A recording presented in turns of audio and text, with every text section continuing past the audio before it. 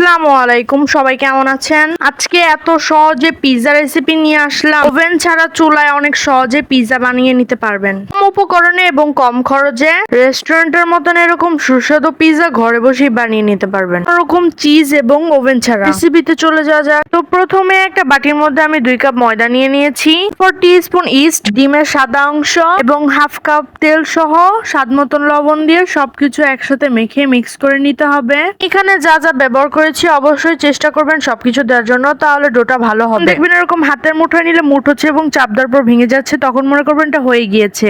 তারপর এখানে আমি 1 কাপ পানি দিয়ে সুন্দর করে পিৎজার ডোটা বানিয়ে নিব। ভালো করে মথে নেওয়ার পর এরকম একটা ডো হয়ে যাবে। পরে অল্প একটু তেল মাখিয়ে ঢেকে রেস্টে রেখে দিব। এর মধ্যে আমি 150 গ্রাম মুরগির মাংস নিয়ে নিয়েছি। দিয়ে দিব পরিমাণ মতো লবণ, মরিচের গুঁড়ো, 2 চামচ টমেটো সস এবং 2 চামচ সয়া সস সহ 1 চামচ লেবুর রস, 4 টিস্পুন রসুন বাটা, টেস্টিং সল্ট দিয়ে সবকিছু আমি মেখে মেরিনেট করে রেখে দিব 10 থেকে 15 মিনিটের জন্য।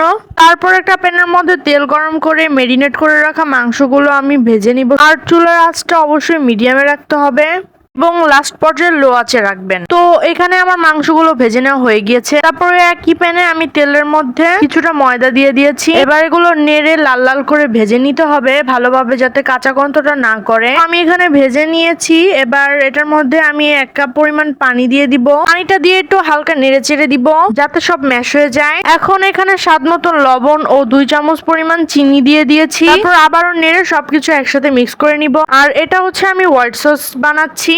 চিজের পরিবর্তনে আপনারা এই হোয়াইট সসটা বানিয়ে দিতে পারেন। তো এখানে আমার অলমোস্ট হয়ে গিয়েছে। তারপর এখানে সেই রেস্টে রাখা ডোটা একদম ফুলে পুরো বাটি কভার হয়ে গিয়েছে। তো আমি একটু মথে নিচ্ছি। তবে মথে নেওয়ার পর আমি এটা 2 ভাগে ভাগ করে নিব।